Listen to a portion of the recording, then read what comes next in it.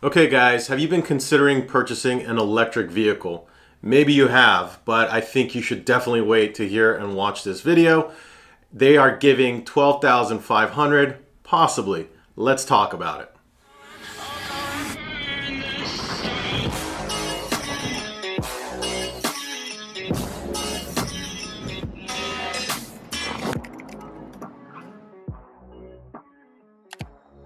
Hey guys, and welcome back to another Talking Mods.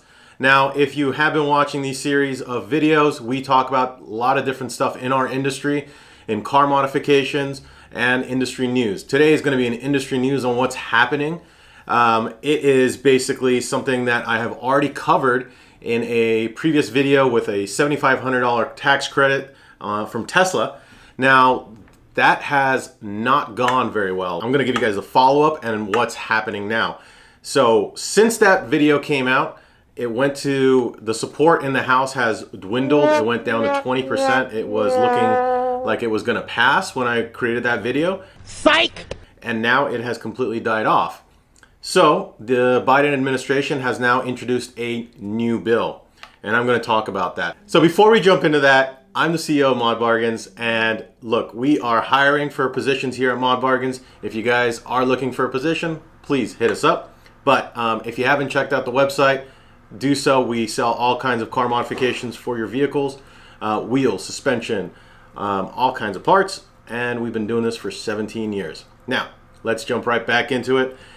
So, the Biden administration has set aside, they said, $174 billion. Now, they've reintroduced this bill, and they've come out with the new name for the bill. It's called Clean Energy America.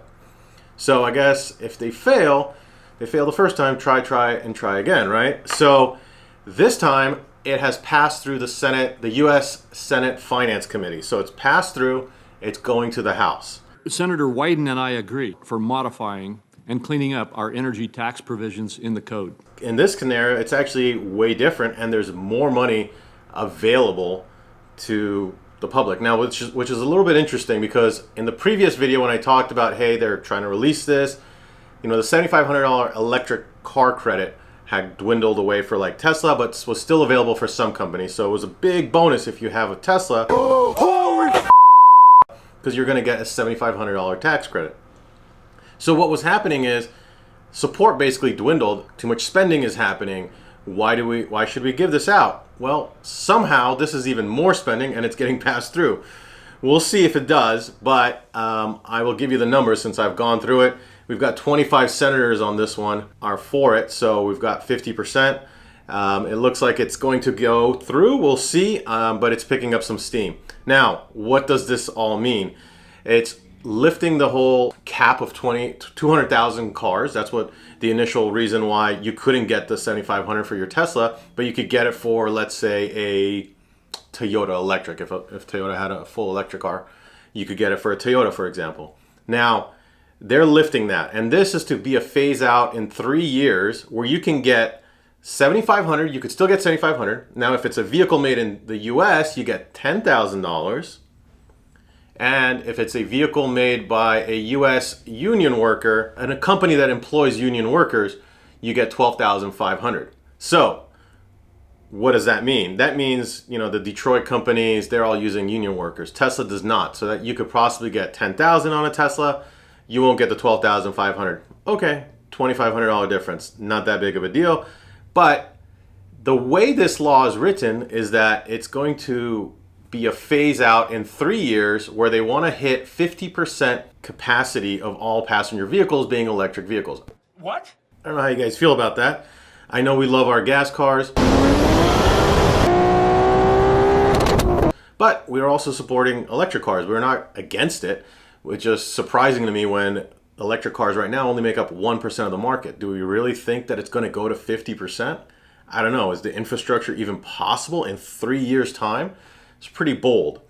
Now, I think the reason that this is being pushed forward in the House is another part of the clause is that 20% of all school buses, again, appealing to a different group, 20% of all school buses, which are diesel run, will become electric in the next 3 years, is what they're trying to do.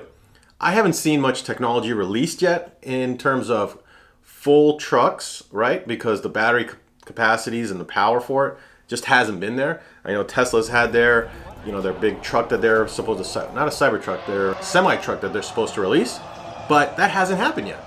So we'll see what happens. But guys, if you are looking at it, one more caveat to this: your limit is $80,000 sticker price. So if you were thinking about a Porsche Taycan or an Audi e-tron, which are really cool, sports cars, they won't qualify. But you can find some vehicles that will qualify. Hopefully other manufacturers are releasing electric vehicles, because I feel like Tesla really has this market dominated at the moment. So I feel like they get the benefit, plus the Michigan will, because they're going to get the bigger amount, but we'll see what happens. So if you were considering getting a vehicle, you should probably wait to see if this passes. I don't know if it's going to pass. I think it's getting support. I mean, again, 50% support already.